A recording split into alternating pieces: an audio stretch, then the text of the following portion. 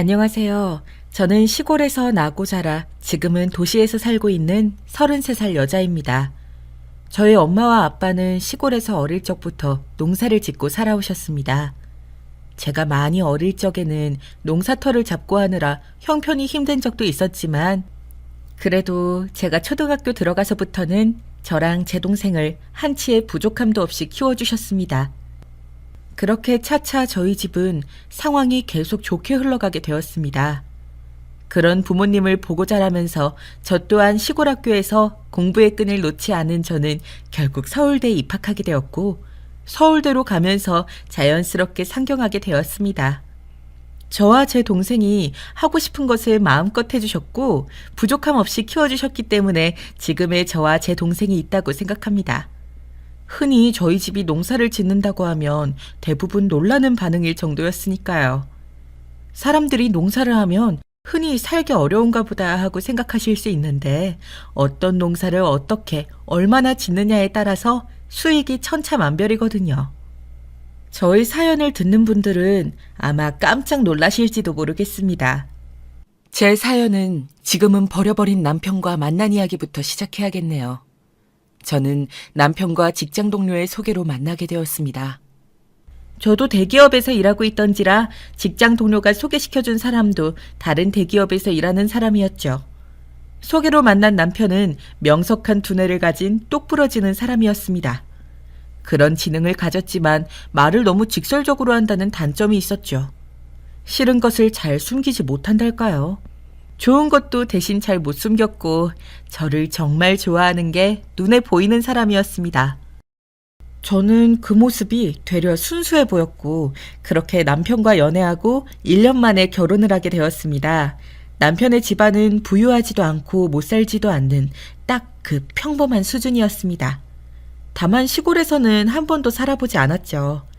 도시에서만 살아서 그런지 그렇게 부유한 집안이 아님에도 조금 까탈스러운 부분이 있었지만 넘어갔습니다. 물론 양가 인사를 드리면서 이미 느끼긴 했었습니다. 어머니께서 오냐오냐 키우신 게 눈에 보였거든요. 반면 저희 부모님은 시골에서 나고 자라셨고 계속 함께 농사일을 해오셨기 때문에 따뜻하고 구수한 분들이세요. 돈 많이 밝히지 않으시고 정직하게 사는 걸 중시하시는 소박하지만 멋진 분들이시죠. 저는 저희 부모님을 제일 존경한답니다. 그런데 남편은 아무리 표정도 못 숨기고 말을 직설적으로 하는 사람이라도 해서는 안 될 말들을 자주 하는 바로 눈치까지 없는 사람이었습니다. 그런 생각이 들었을 때 그 결혼을 멈췄어야 하는데 그때는 남편에 대한 콩깍지가 있어서인지 그걸 자꾸 못 보게 되더라고요.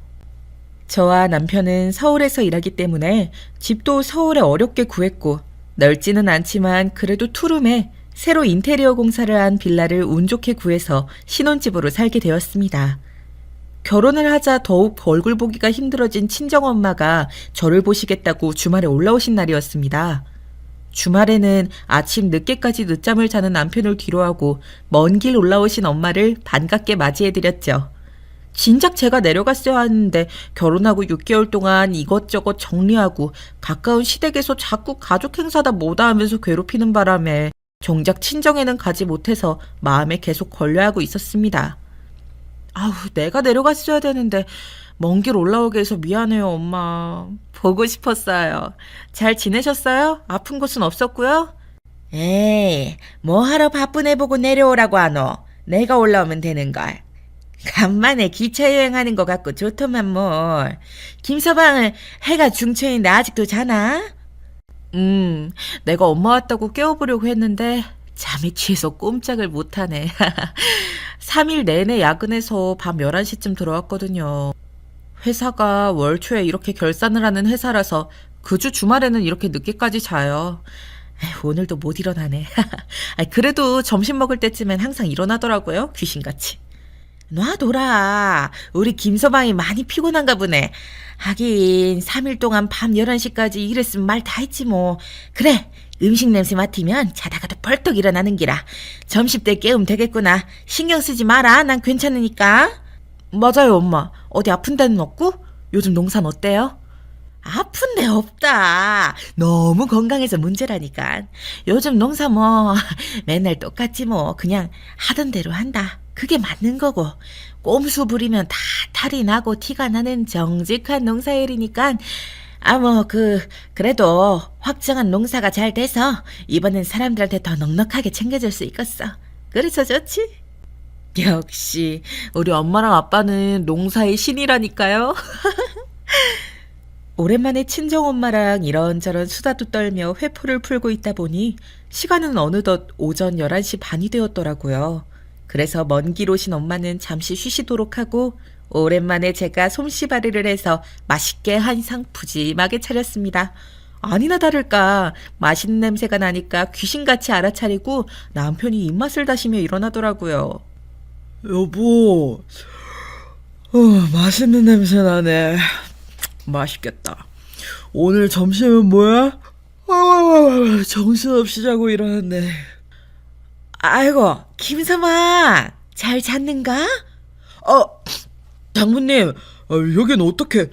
여보, 장모님 오셨으면 나 좀 깨우지. 여보가 깨워도 인사불성으로 자는데 어떻게 그럼? 지금이라도 일어났으니 됐어. 인사드려. 안녕하세요, 장모님. 한동안 못 뵈었네요. 그런데 제가 지금 잠옷 차림이라 옷 좀 갈아입고 나오겠습니다. 죄송합니다. 아유 참 안 그래도 되는데 편하게 입고 먹어도 돼. 자네가 갈아입는 게 편하면 그렇게 하고. 미연아 여기 화장실이 어디니? 엄마 바로 옆방이 화장실이야. 친정엄마가 화장실에 가자 옷을 갈아입고 나온 남편이 코를 막으면서 저한테 쪼르르 달려오는 겁니다. 와서 한다는 말이 너무 어이가 없더라고요. 아무리 철없고 표정 못 숨기고 직설적인 남편이라도 곱게 받아들여줄 수가 없는 말이었습니다. 그런데 이런 말을 한 걸 저희 엄마가 화장실에서 나와서 바로 들어버리셨다는 겁니다. 얼마나 마음이 상처셨을까요? 생각만 하면 마음이 찢어집니다. 저희 엄마 아빠가 농사를 짓는다는 걸 저와 제 동생은 한 번도 창피하다고 생각해 본 적 없거든요. 엄마 아빠께서도 농사로 저와 제 동생을 잘 키워낸 걸 자랑스러워 하셨고요. 여보, 나 밥 따로 먹게 해줘. 도저히 안 되겠어. 아까도 겨우 참았다고 코 틀어막고 싶은 걸 억지로. 내가 옷 갈아입겠다고 하고 호다닥 들어갔던 건 옷 갈아입어야 되는 것도 있었지만 어머님한테서 나는 냄새 때문이야. 시골 냄새. 뭐? 어떻게 그런 말을 할 수가 있어? 여보, 무슨 냄새가 난다는 거야 대체? 우리 엄마가 농사 지으신다고 지금 무시하는 거야? 아니, 그런 게 아니라 진짜 농사 지어서 그런가 뭔가 비료 냄새가 나는 것만 같단 말이야. 나 비위 약한 거 알잖아. 그래서 한 공간에서 밥 같이 못 먹겠어. 나 속도 안 좋아지는 것 같다고. 그래서 지금 상 따로 차려달라는 거야? 우리 엄마랑 겸상하기 싫으시다 이거야 지금? 어떻게 그러니 어떻게? 그러면 어떡해. 토할 것 같은데. 여보는 냄새 안 나? 계속 맞고 자라서 모르는 건가? 아무튼 난 아니잖아. 계속 도시에서 살았는데 시골 냄새 익숙하지 않다고. 자네 지금 뭐라고 했는가? 시골 냄새가 나서 같이 밥 먹기 싫다고? 엄마, 들었어요? 이 사람이 워낙 서울 깍쟁이 같은 면이 있어서 그래. 여보, 뭐해? 얼른 잘못했다고 해. 어서. 듣고 계시는 줄은 몰랐습니다, 장모님. 제가 아닌 게 아니고, 솔직히 장모님한테서 시골 냄새가 나서 같이 밥 먹기가 힘들 것 같아서 말하고 있었습니다. 그게 죄는 아니잖아요. 사과는 못 드리겠습니다. 아닌 건 아니라고 해야죠. 자네 시골 사람들을 우습게 봤는가? 시골 냄새?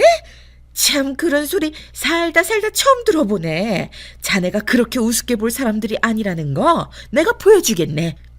여보, 이게 무슨 소리야, 엄마 앞에서. 정말 너무한 거 아니야? 아무리 눈치 없어도 그렇지 이건 솔직한 게 아니라 눈치도 염치도 없는 거라고. 정말 실망이다. 잘못했다고는 못할 망정. 우리 엄마가 무슨 심정이시겠어? 입장 바꿔서 생각해봐. 됐다, 미연아. 여기 내가 오늘 온 게 너희 신혼집 결국 대출 아니냐? 그래서 그동안 모은 돈 조금 써서 대출금 갚아주려고 했는데, 자, 여기 통장부터 봐봐, 김서방. 친정엄마는 남편 버릇을 고쳐야겠다고 생각하셨는지 아니면 너무 화가 나서 그러셨는지 가져오신 가방에서 불쑥 통장을 꺼내 남편에게 보여주더라고요. 통장에 찍힌 돈은 남편이 상상도 못하는 돈이었습니다. 꾸준히 입금된 내역들을 보면서 입이 떡 벌어진 남편은 오줌을 지리며 무릎을 꿇고 싹싹 빌기 시작했습니다. 아마 상상도 못했던 돈이었겠죠. 그렇게 태도를 바꾸는 남편을 보니 있던 정이 싹 털리기 시작하더라고요. 아니, 이렇게 농사로 돈을 잘 버시는 줄 미처 상상도 못했습니다. 도시에서만 살아서 도시에서 버는 돈이 당연히 더 높고 가치 있다고 생각했죠. 정말 죄송합니다. 장모님, 잘못했습니다.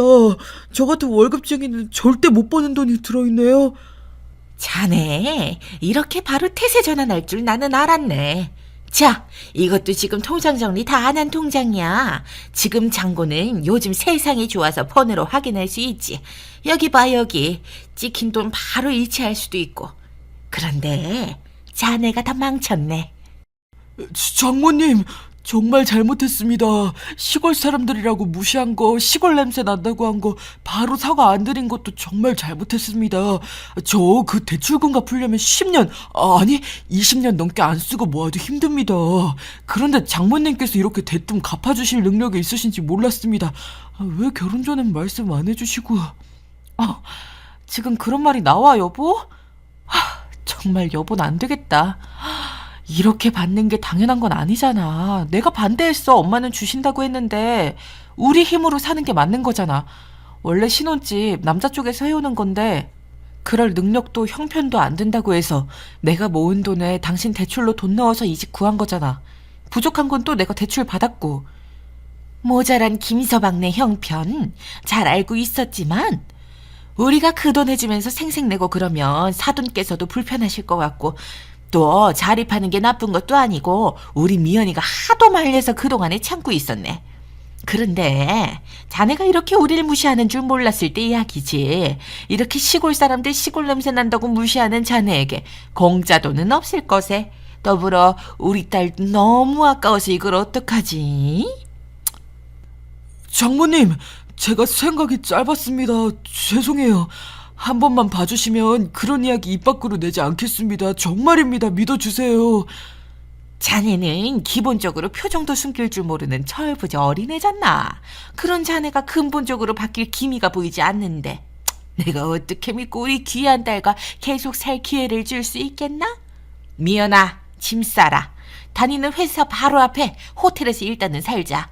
이런 놈이랑은 그냥 이혼해. 너 정도면 김서방보다 훨씬 더 좋은 사람 만나고도 남지 않니? 엄마 말이 다 맞아요. 그래도 일단 짐도 싸야 되고 남편이랑 이야기도 마저 더 해볼게요. 엄마 미안해요. 힘들게 올라오셨는데 이런 못난 모습만 보이고. 그러니 엄마가 반대했잖니. 서울 깍쟁이는 안 된다고.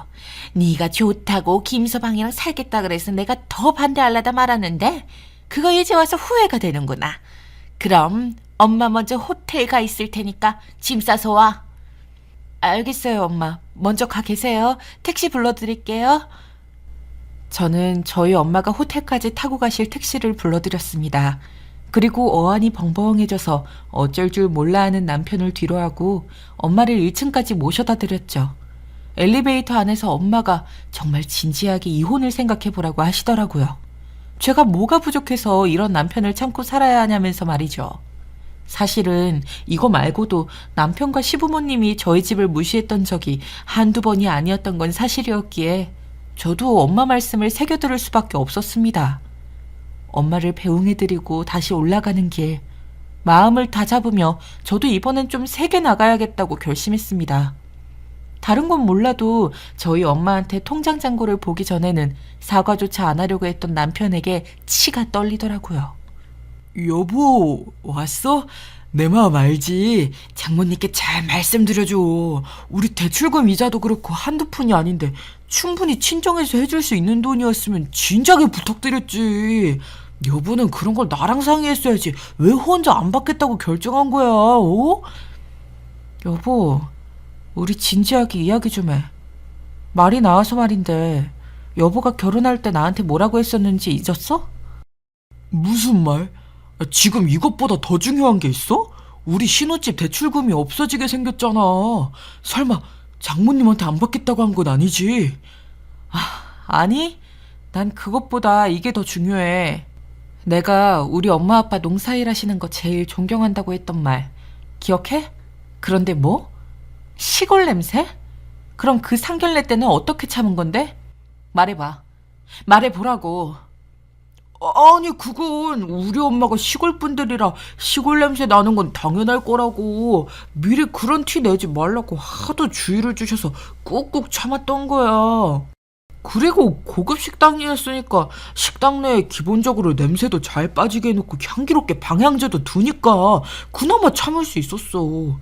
그런데 여긴 우리 집이잖아. 그런 장치도 없이 어머님을 마주해서 밥을 먹어야 하니까 시골 냄새가 올라와서 참을 수가 없었어.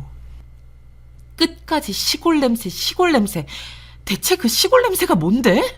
그냥 여보 망상 아니야? 우리 엄마가 농사일 하다가 와서 그런 농사 냄새가 묻어있을 거라는 그런 상상에서 맡아지는 거 아니냐고. 나 우리 엄마한테서 좋은 냄새만 나던데? 그리고 그걸 떠나서 어떻게 우리 엄마한테 그렇게 대할 수가 있어? 내가 가장 사랑하고 존경하는 분인데 어떻게 남편이라는 사람이. 나 원래 그런 사람인 거 알잖아, 여보. 여보 나에 대해서 모르는 것도 아니면서 왜 그래? 난 도시에서 자라서 그런가? 시골 사람들 보면 좀 그래. 그런 생각이 먼저 든다고. 본능적 거부감이지. 그걸 내가 꼭 숨겨야 하는 거야? 더 이상은 안 되겠다. 나도 시골에서 나고 자랐어. 대학을 서울로 와서 그때부터 서울에서 산 거지만 그럼 나도 그렇게 느껴질 수 있다는 거네. 도저히 안 되겠다. 우리 진지하게 이혼 생각해보자. 당분간 당신이 시댁에 가 있어. 내가 어머님 아버님한테 말씀드려 놓을게. 주말인데 왜 그래, 여보? 나 피곤해. 밥도 못 먹었는데 이렇게 쫓아낼 거야?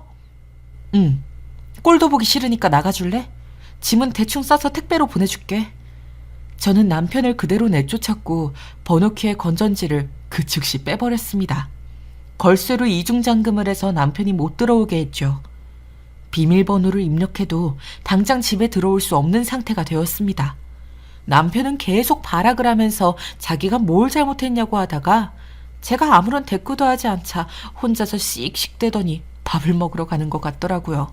남편이 없어진 것을 확인하고 다시 건전지를 끼워 신혼집 문 비밀번호를 바꿔놓았습니다. 남편이 알 수 없는 것으로요. 비밀번호는 바로 저희 아빠 생신이었죠. 절대 못 맞출 거라고 생각하고 안심하며 시어머님께 전화를 걸었습니다. 그런데 시어머님은 남편보다 더하면 더했지 덜하지는 않더라고요. 질려버려서 이혼 생각이 간절해질 정도였습니다. 어머님, 주말인데 이렇게 연락을 드리게 되어 죄송해요. 사실은 지금 남편이랑 이혼을 고민하고 있어요. 남편한테 잠깐 어머님 댁에서 살면서 출퇴근하게 하려고 하는데 괜찮으시죠? 택배로 필요한 옷은 보내려고요. 걱정 끼쳐드려서 죄송합니다. 아니 이게 다 무슨 소리니? 새아가 그렇게 안 봤는데 갑자기 전화해서 우리 아들이랑 이혼할 거라는 둥 시부모님 댁으로 멀쩡한 남편을 내쫓으려고 하다니 시골에서 나고 자라서 아주 못 배워먹은 거니? 내가 그래서 우리 준영이한테 아무리 지금 서울대 나왔어도 시골에서 산 사람들은 도시 사람 이해 못한다고 그랬던 건데 근본이 다르잖니 근본이. 어머님 어떻게 이런 말씀을 하실 수가 있으세요? 저 어머님 며느리예요. 이제 봤더니 남편이 저희 엄마한테 그렇게 함부로 말할 수 있었던 게 시골 냄새 난다고 했던 게 다 어머님한테 나고 자라면서 배운 것 때문이었네요. 이건 뭐 구제불능 아닌가요? 제가 이런 사람이랑 어떻게 같이 살죠? 그럼 도시에서 귀하게 자란 우리 아들이 시골에서 나고 자란 너 같은 애 만나서 결혼했을 땐 그 정도 각오는 했어야지. 당연한 거 아니니? 그런데 너는 아까부터 자꾸 우리 준영이가 뭘 그렇게 잘못했다고 그렇게 소리 지르고 윽박 떠는 거니? 알아듣게 설명부터 해봐라. 어머님 잘나신 아드님께서 저희 엄마한테 시골 냄새 나서 같이 밥 못 먹겠다고 그랬다고요. 따로 차려달라고요. 그게 말이 되나요? 상견례 때에는 어머님께서 미리 시골 냄새 날 테니까 참으라고 알려주셨다면서요. 맞나요? 그래, 내가 그랬다.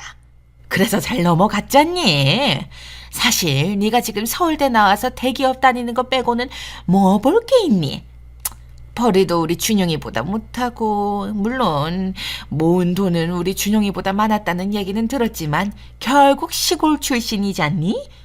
도시에 올라와 우리 준영이랑 같이 살면 호강하는 줄 알아야지.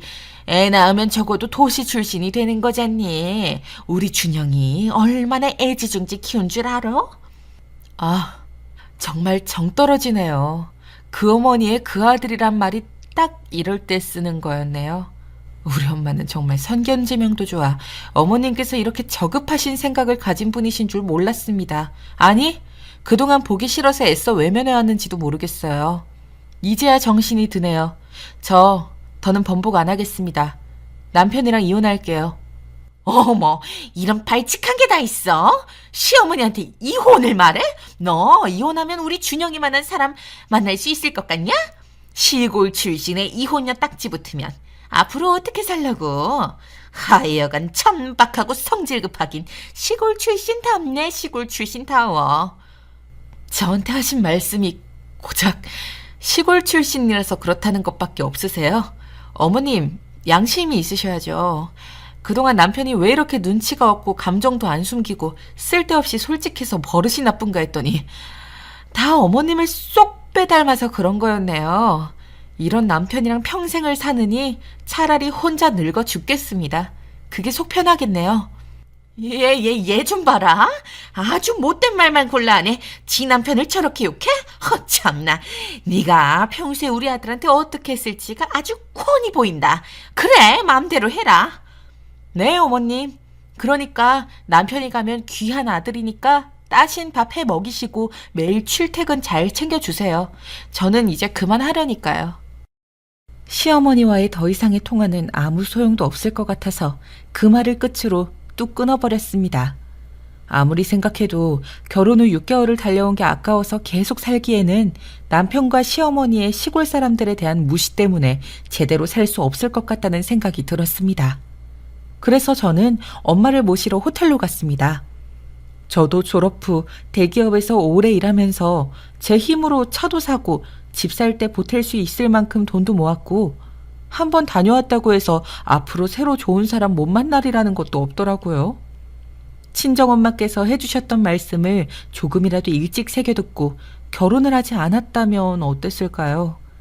신혼 6개월 차에 드디어 콩깍지가 벗겨지고 남편과 시댁이 시골 출신들에 대한 편견과 차별이 있다는 것을 깨닫게 되었습니다.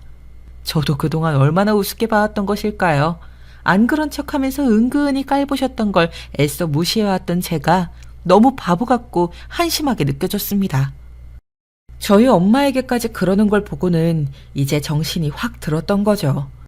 더 이상 참고 살 수는 없었습니다. 저는 엄마한테 이혼하겠다고 말씀드리고 호텔에서 엄마의 짐을 챙겨서 그 길로 함께 친정댁으로 내려갔습니다. 오랜만에 마주하는 시골 풍경에 저절로 마음이 탁 트이고 숨을 제대로 쉬고 있다는 느낌이 들더라고요. 복작복작 모든 것이 빠르게 돌아가는 도시. 북적이는 사람들과 건물들 사이로 쉴 틈도 여유도 없이 밀려드는 일과들. 그런 것들에 갇혀있다가 주말 동안 내려와 있던 시골 풍경은 너무나 아름답고 평화로웠습니다. 오랜만에 시골 오니 좋지? 그래, 잘 생각했다. 이혼은 하는 게 맞는 거예요. 요즘 뭐 나는 솔로? 그런 프로그램에도 돌싱들 많이 나오더만. 또 그리고 그 뭐더라? 그 돌싱글즈 있잖아. 그거 애 많은 이혼녀도 애 없는 이혼남이랑 잘만 재결합하고 하던데 요즘 그런 세상이다. 세상이 많이 바뀌었어. 아니, 우리 엄마랑 아빠 나 이혼하기만을 기다리고 있던 사람들처럼 그런 TV 프로그램은 어떻게 알고 챙겨보셨대요? 나는 너 결혼 처음부터 반대했잖아. 그게 다 눈에 보였거든. 서울 깍쟁이들은 이래서 안 돼. 아, 물론 서울 사람들이라고 다 그런 건 아니지만 그런 편견에 잡혀서 사람 차별하고 무시하는 종족들은 안 되는 거지. 그렇고 말고. 나도 네 엄마랑 같은 생각이다. 억지로 참고 살 필요가 뭐 있다냐. 네가 뭐가 모자라서. 안 그래? 다시 시작하면 될 일이다. 알겠어요. 엄마랑 아빠가 이렇게 든든한 지원군이 돼주니까 정말 고맙네. 난 결혼한 마당에 이혼하지 말고 그냥 살라고 하면 어쩌나 걱정했는데 내 생각보다 우리 엄마 아빠가 더 열려있는 사람들이었어. 역시 난 우리 엄마 아빠 딸이라 행복해. 당연하지, 그럼. 오랜만에 엄마 아빠한테 봐서 이렇게 시골 풍경 보니까 내 마음이 다 편하고 속이 뻥 뚫리는 것 같아요. 진작에 찾아뵈었어야 하는데 죄송해요. 결혼하고 너무 정신이 없었잖아. 그런데 아까 엄마가 말한 그 새로 농사 확장한 곳에 젊은 사람이 들어와서 같이 한다더니 그 얘기는 뭐예요? 그래, 시골이 좋긴 하지. 마음 따숩고 정도 가고. 이번에 그런 청년이 들어왔길래 우리랑 콜라보? 그거 해갖고 한번 제대로 키워보려고 같이 일하고 있는데 아주 싹싹하고 잘하더라. 너랑 같은 서울대 나왔다던디? 나는 딱 그 총각이 우리 미연이 짝이면 좋겠다는 생각을 얼마나 했는지 몰라. 한번 만나라도 볼텨? 아빠랑 엄마도 참 그 총각이 그렇게 마음에 들었어요? 그렇다고 결혼한 유부녀 아니지. 이제 이혼할 딸내미랑 총각은 좀 그렇지. 마음만 받을게요, 마음만. 하여간 우리 엄마 아빠 딸 바보들이야 정말. 동네 사람들이 자꾸 그러면 욕해요. 아이 참 진짜 괜찮은 총각이란 말이여. 일도 잘하고 싹싹하고 똑똑하고 네가 홀랑 김서방이랑 결혼해버리지만 않았으면 이 총각이랑 자연스럽게 만나게 되었을 텐데 너무 안타까워서 그래. 아이고 알겠네요, 알겠어. 일단은 저 이혼하는 게 먼저잖아요. 주말 동안 여기서 엄마랑 아빠랑 푹 쉬고 오랜만에 사람들한테 인사도 드리고 그리고 올라가서 이혼 서류 접수하고 다시 올게요. 주말마다 이제 올 거예요. 저 할 일도 없는데요, 뭐. 잡생각 안 들게 엄마 아빠 계속 도와드리죠, 뭐. 안 힘들겠냐? 괜찮겠어? 회사 일도 바쁘기 힘들 텐데 주말은 조금 쉬어야 하지 않겠냐? 우리야 좋다만. 당신도 참 우리 미연이가 오면 그 총각 볼 일도 많아지고 좋은데 뭘 그런 소리를 해요. 또 입이 방정이지 또. 아빠랑 엄마랑 이렇게 오랜만에 마루에 앉아 드넓은 논과 밭을 보면서 이야기를 나누다 보니 정말 힐링이 되는 것 같더라고요. 그리고 생각보다 엄마랑 아빠는 이혼하고 다시 재혼하는 것에 엄청나게 긍정적이셨고요. 저보다 더 성숙하고 요즘 트렌드를 잘 알고 계시는 것 같아서 신기했습니다. 그리고 감사한 마음이 들었죠. 이렇게 제 편이 되어주시니 저는 이제 정말 걸리는 것 없이 남편에게 이혼을 선언하고 서류에 도장받을 일만 남았습니다. 그나저나 저희 집에 돈이 많다는 걸 안 남편이 순순히 이혼을 해주지 않을 것 같아서 걱정이 되긴 하더라고요. 분명히 마마보이인 남편이 시어머니에게 우리 집 재산에 대해 이야기할 테고 그러면 저한테 막말하신 걸 후회하시고 사과하시려나요? 뭐 아무렴 좋습니다. 어차피 안 받아들일 거니까요. 서울로 다시 올라가자 제 예상은 정말 하나도 틀리지 않고 적중했습니다. 제 퇴근 시간에 맞춰서 남편이 대기하고 있더라고요. 그리고는 끈질기게 쫓아와서 잘못했다고 이혼하지 말고 같이 살자고 하는 겁니다. 우리 다시 같이 살자. 이혼이라니 정말 너무하잖아. 내가 우리 엄마한테 말했는데 그 정도 자산이면 꼭 너 붙잡으랬어. 우리 이혼하지 말자. 미연아, 앞으로 내가 잘할게. 회사 앞에서부터 창피하게 뭐 하는 거야? 그걸 쪼르르 시어머니한테 말씀드리다니. 그래, 당신답다. 그럴 줄 알았어. 그리고 어머님께서 우리 집안 재산 탐이 나서 이혼 안 하게 하려고 하실 것도 알았다고. 그렇게 돈만 밝히는 도시 거지 집안이잖아, 너희 집. 뭐라고? 도시 거짓 집안? 우리 집 부자는 아니어도 우리 엄마가 나 부족함 없이 키우셨어. 좋은 것만 주시고 좋은 곳만 다니게 해주셨다고. 난 도시거지로 살지 않았어. 알아? 그리고 이혼하면 나 같은 조건 또 만날 수 있을 것 같아? 응, 충분히 가능하지. 잊었어? 우리 엄마 통장 잔고. 그것만으로도 서울에 줄 서고도 남아. 아직 정신 못 차렸구나. 어머님께서 나한테 심한 말 하신 건 아니? 딱 당신이 당신 어머님 닮은 거더라. 이혼해야겠다고 마음 굳혔어. 여기 이혼 서류 도장 찍어서 보내. 안 돼. 안 되는데. 이러면 안 돼, 여보. 우리 엄마가 말 심하게 하신 거 다 사과하신댔어. 그러니까 제발. 우리 추억을 생각해서라도 우리 이제 결혼하고 6개월 같이 살았는데 너무 아깝잖아. 난 여보랑 계속 살고 싶어. 이혼 못해. 뻔뻔하게 이혼하기 싫다는 말이 나와? 당신 어머님이랑 당신이 우리 가족한테 했던 말들 잘 생각해봐. 이게 태세 전환한다고 싹싹 빈다고 해결이 될 문제인지. 난 처음부터 당신이랑 결혼하지 말았어야 했어. 내 대답은 변하지 않아. 안녕. 남편을 겨우 떼어놓고 집에 가보니 글쎄 시어머니가 신혼집 앞에 와 있는 겁니다. 시어머니는 저를 보자마자 제 앞에 무릎을 꿇고 잘못했다고 하시는 겁니다.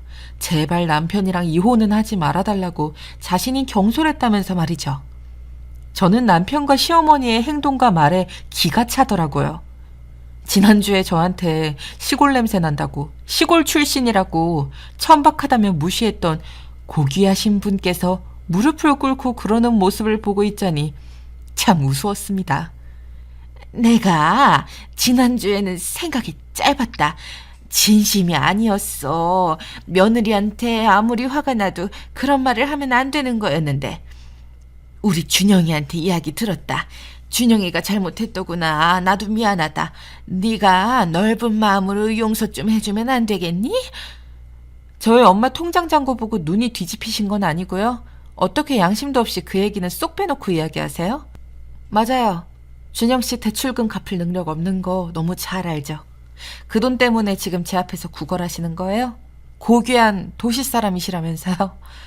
아니 너는 솔직히 말해서 왜 그동안 너희 집안 재산을 제대로 이야기 안 한 거니? 굳이 대출까지 받아가면서 왜 연기한 거야? 그래서 깜빡 속았잖니. 그걸 알았으면 우리도 이렇게 안 했지 않겠니? 어찌 보면 네 탓도 있으니까 이제 그만하고 이혼은 없던 일로 하는 게 어떠니? 네? 뭐라고요? 저희 엄마 통장 잔고를 남편이 보지 않았다면 저한테 달려와서 이런 사과를 하셨을까요? 제 남편이 태도를 바꿨을까요? 아니요. 절대 그러지 않으셨겠죠. 모르실 때는 시골 출신이라고 개무시하시더니 양심도 없으세요? 염치는 밥 말아 드셨나요? 저는 이런 콩가루 집안과는 더 이상 엮이기 싫습니다. 아무리 도시 출신이어도요. 내가 이렇게 무릎 꿇고 사과하자니 잘못했다잖아. 어른이 이렇게까지 말하는데 어쩌면 못 배워도 그렇지. 그렇게 상황이 바뀌었는데도 무시를 밥 먹듯이 하시네요. 본인 스스로 더 잘 아실 거라고 생각합니다. 비키세요. 제 집이거든요. 저는 시어머니를 엘리베이터까지 끌고 가서 내려보내고 집 비밀번호를 눌러 집에 들어왔습니다. 얼른 이 집을 내놓고 당분간 회사 앞 호텔에서 살아야겠다는 생각이 들었죠. 안 그러면 계속 찾아와 귀찮게 할 게 뻔했으니까요. 저희 회사는 자율 근무제여서 출근, 퇴근 시간이 자유로웠습니다. 그래서 오전 7시에 출근해서 오후 4시에 퇴근하는 일정을 택했죠. 남편이 찾아와도 절대 저를 마주칠 수 없도록요. 그 길로 저는 짐을 싸고 나와서 이사업체를 불렀습니다. 일정을 잡고 호텔로 들어갔습니다. 남편에게 전화가 왔지만 받지 않고 카톡으로만 답장을 했어요. 이혼 서류 보내라고 말이죠. 제가 이사를 가버리고 저희 집을 보러 오는 사람들이 생기자 남편은 실감이 났는지 잘못했다고 이혼 서류에 도장 찍는 대신 집 대출금은 해결해주면 안 되냐고 하더라고요. 어이가 없어서 신혼집을 구할 때 남편의 대출 최대치로 받아도 해결이 안 돼서 제가 모아놓은 돈에다 또 저도 대출을 조금 더 받아서 구했던 건데 이제 와서 자기 대출금을 해결해달라니요. 어쩌면 이렇게 염치가 없을 수 있을까요? 사람이 맞는 걸까요? 사람은 고쳐 쓰는 거 아니라는데 이혼 결심하길 정말 잘한 것 같습니다. 지옥 같은 일주일이 지나고 어느새 주말이 다가왔습니다. 주말에 시골을 내려가는 기분이 이렇게 설렐 수가 있을까요? 엄마랑 아빠랑 또 힐링하며 좋은 시간 보낼 생각을 하니 한 주 동안의 피로가 싹 풀리는 느낌이었습니다. 그런데 우리 공사터에서 못 보던 청년이 보이더라고요. 주차를 하고 잠시 내려서 인사를 건넸습니다. 안녕하세요. 못 보던 분인데 새로 일하기 시작하셨나 봐요. 저 이 집 딸이에요. 반갑습니다. 선배님. 서울대 93학번 미연 선배님 맞으시죠? 저 서울대 농대 나왔어요. 선배님 1년 후배요. 전혀 몰랐네요. 반가워요. 제가 그때 학과 대표여서 잘 알고 있었나 봐요. 제가 학과 사람들은 다 기억하지를 못해서 아무튼 알아봐주니 괜히 더 반갑네요. 우리 학과 졸업해서 정말 농지로 오는 사람이 드문데 멋지네요, 후배님.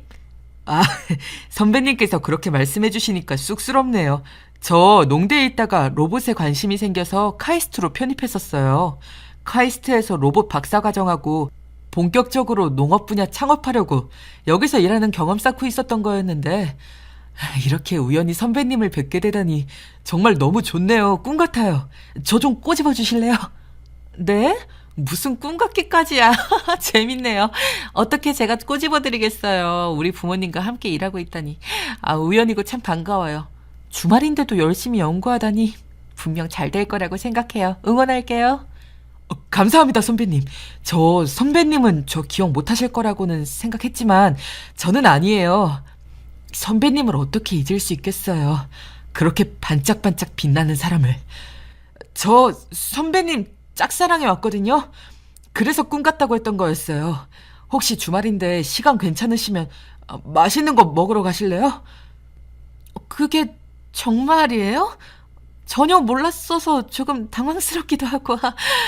고마워요. 늦었겠지만 이제 와서라도 말해주셔서. 고백인가요? 네, 저는 지금 시간 괜찮아요. 만난 거 먹으러 가서 오랜만에 학교 이야기도 좀 할까요? 우와, 네, 좋아요. 시간 내주셔서 감사합니다, 선배님. 금방 옷 갈아입고 오겠습니다. 잠시만 차에서 기다려주세요. 천천히 해도 돼요. 저도 엄마랑 아빠한테 인사만 드리고 올게요. 잠시만요. 때마침 엄마랑 아빠가 나오셔서 반갑게 맞이해 주시면서 놀라운 이야기를 하시더라고요. 소개해주고 싶었던 총각이 바로 이 총각이라고요. 그래서 제가 저희 학교 같은 학과 후배라고 하니까 엄마랑 아빠는 그래서 더 좋은 것 아니겠냐면서 점심도 먹고 저녁까지 먹고 늦게 오라고 하시는 겁니다. 마지못해 나선 길, 저의 대학 시절 기억 속에 이 후배는 존재감이 없었지만 만나서 이야기를 하고 밥을 먹고 학교랑 창업 얘기를 하다 보니 시간이 금방 갔습니다. 존재감이 엄청 커졌죠. 좋은 사람이라는 게 느껴졌고 제가 이런 상황 아니었다면 좋은 만남으로 관계를 발전시켜 나가도 좋았겠다는 아쉬움마저 들 정도였으니까요. 후배와 이야기를 나누면서 남편과 시어머니 생각을 말끔히 잊을 수 있었습니다. 계속 대화하고 싶었어요. 그런데 후배가 저와 같은 마음이었는지 다시 집으로 돌아가기 전에 이렇게 말하는 겁니다. 선배님이 차에서 내리실 때부터 선배님인 것을 알아봤습니다. 아직도 선배님만 보면 이렇게 좋고 가슴이 뛰는 거 보면 단순히 첫사랑이어서가 아니라 정말 선배님을 아직도 좋아하는 것 같습니다. 대화를 나누면서 선배님이 제 생각보다 더 멋지고 좋은 사람이라는 걸 알았고 남편분과 이혼하시면 선배님과 진지하게 정식으로 만나고 싶습니다. 선배님 부모님께도 허락을 구할 거고요. 고마워요. 그렇게 말해줘서. 나는 나 혼자만의 생각일 줄 알았는데 아니었네요. 같은 마음이란 걸 알게 돼서 너무 다행이에요. 제가 아직 이혼 진행 중이라 남편이 이혼 서류에 도장만 쾅 찍으면 그때부터 우리 정식으로 만나요. 저는 너무 신기해요. 부모님께서 소개해주고 싶다고 한 사람이 후배님이라는 게, 그리고 우리가 이렇게 다시 만난 게. 저는 이런 걸 운명이라고 부른답니다. 저와 선배님은 운명인 것 같아요. 제가 정말 잘해드릴게요. 그럼 몰상식한 서울 촌놈하고는 당장 이혼하세요. 서울 촌놈 맞네요. 딱 어울리는 말이에요. 맞아요. 저희 엄마 아빠가 어떻게 만드신 재산인데 그것만 탐하는 몰상식한 서울 촌놈, 서울 거지랑은 더 이상 관계를 이어나가는 게 제 인생 낭비, 시간 낭비겠죠? 고마워요. 이제 제가 있잖아요. 아무 걱정 마세요. 이렇게 빠르게 제가 다시 누군가에게 호감을 가지고 빠지게 될 거라고는 전혀 상상도 못 했는데 이런 일이 일어나기도 하더라고요. 여러분께 이런 일이 생긴다면 어떻게 하셨을 것 같으신가요?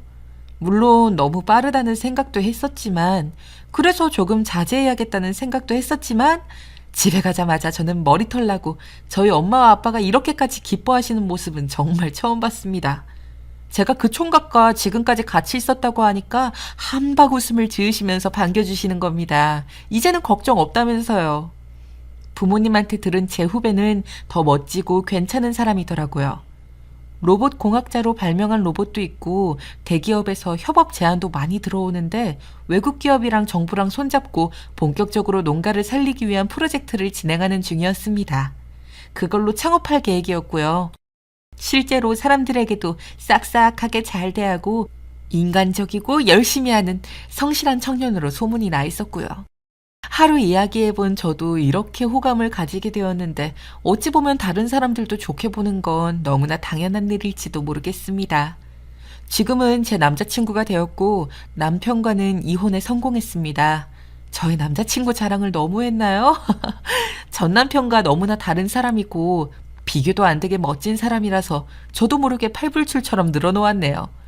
친구들도 진작 지금 남자친구 같은 사람을 만나야 했다면서 어디서 자기들 분수도 모르고 그렇게 깝죽대냐고 쌤통이라고 하더라고요. 저보다 더 신랄하게 대신 욕해주는 친구들을 보면서 시원하기도 하고 한편으론 제가 참 바보같이 진실을 안 보고 살았다는 생각에 씁쓸해지기도 했습니다. 그래도 지금은 정신 차리고 좋은 사람과 다시 새 인생을 시작했으니 얼마나 다행인가요? 여러분이 저였어도 똑같은 선택을 하지 않으셨을까요? 전 남편은 들리는 소문에 의하면 돈 더 주는 곳으로 이직하려고 퇴사했다가 채용 취소를 당했다는데 이미 퇴사한 직장에 다시 들어갈 수도 없고 난처해져서 결국 다시 시부모님 댁에 들어가 사는 것 같더라고요. 그렇게 경솔한 사람이니 아마 다른 곳에 재취업하기도 쉽지 않을 것이라는 건 뻔히 알겠더라고요. 제 주변에서는 정말 이혼 잘했다며 칭찬 일색입니다. 저도 이혼은 정말 잘했다고 생각하고요. 친구들에게 이 일을 후일담처럼 들려주니까 너무 통쾌하고 사이다 같다면서 사연 보내보라고 하는 겁니다.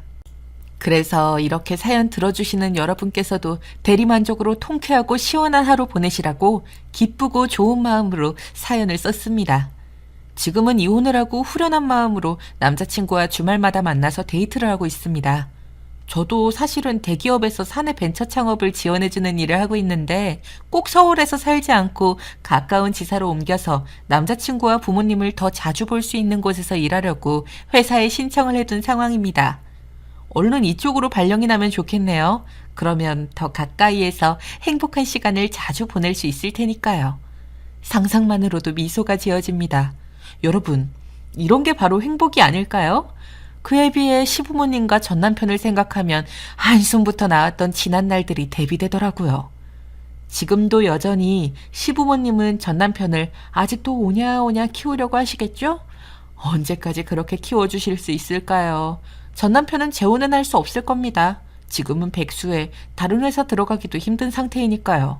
사람이 역시 마음을 착하게 좋게 먹어야 이런 일을 안 당하는 게 아닐까요? 마음을 나쁘게 쓰고 같은 사람 개무시하고 깔보니까 이런 나쁜 일을 당했다고 생각합니다. 앞으로 어떻게 살겠냐며 노발대발하실 시어머니를 상상하니 통쾌하더라고요. 정말 이런 거야말로 자업자득 아닌가요? 여러분들께서는 어떻게 생각하시나요? 저는 평소에 다른 사람들을 배경으로 보이는 것만으로 평가하지도 않고 무시하지도 않고 살다 보니 이런 좋은 일도 온 것이라고 생각합니다. 그게 저희 부모님이 저에게 평생 가르쳐 주신 삶의 방식이기도 했고요. 저희 집이 어려운 형편이었을 때도 역시 부모님은 성실하고 바르게 사는 법을 가르쳐 주셨고 옆에서 느낄 수 있도록 해주셨습니다. 그런 부모님을 보고 자라면서 저는 바르게 살게 되었고 올바른 가치관을 가지게 되었죠. 그렇게 살다 보니 어느새 이혼은 했지만 곧바로 더 좋은 짝을 만나서 이렇게 행복한 새 삶을 시작하게 된 것이 아닐까요? 여러분들께서도 그렇게 생각하시나요? 사연을 읽어주신 모든 구독자 여러분께 저의 좋은 행운이 복들이 깃들기를 바라며 저에게 공감해주시고 대신 통쾌하다 시원하다 하하하 하면서 저의 전남편이나 시어머니에게 쌤통이다 느끼셨다면 그걸로 만족입니다. 저의 긴 사연 들어주셔서 너무 감사드리고요. 집안에 행복과 행운이 가득하시길 바라겠습니다. 댓글로 사연 들으시면서 어떠셨는지 남겨주시면 저도 열심히 읽고 답장하도록 하겠습니다. 저는 이 사연 채널 열심히 챙겨보고 있으니까요. 남자친구와의 새 출발 응원해주시면 더 제가 힘이 날 것 같아요. 감사합니다.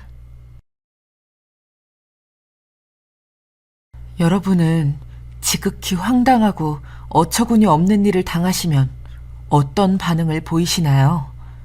몸이 얼어붙으시는 분들도 있으실 테고 너무 당황스러워 말을 못하시는 분도 계실 텐데요. 저 역시 그렇습니다. 저는 사실 아직도 그 끔찍한 순간을 생각하면 온몸이 차갑게 얼어붙는 기분이 들곤 합니다. 가슴 속에선 활활한 뜨거운 불덩이가 솟구쳐 오는 것 같고요. 저는 반찬 가게를 운영하고 있는 50대 초반 여자입니다. 반찬 가게를 운영한다고 하면 쉽게 운영을 할 수 있을 거라 많이들 생각하시는데요. 실상은 무척 힘들고 지칠 때가 많습니다.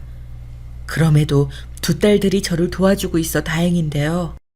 저에겐 금쪽 같은 딸 2명이 있는데요. 첫째 딸은 최근 결혼을 하여 알콩달콩 신혼의 생활을 즐기고 있고, 둘째 딸은 다녔던 회사와 맞지 않아 이직을 준비하고 있다네요. 두 딸들은 참으로 이 엄마를 생각해주는 아이들인데요. 저는 그 점이 무척 고맙고 미안하고 또 애틋합니다.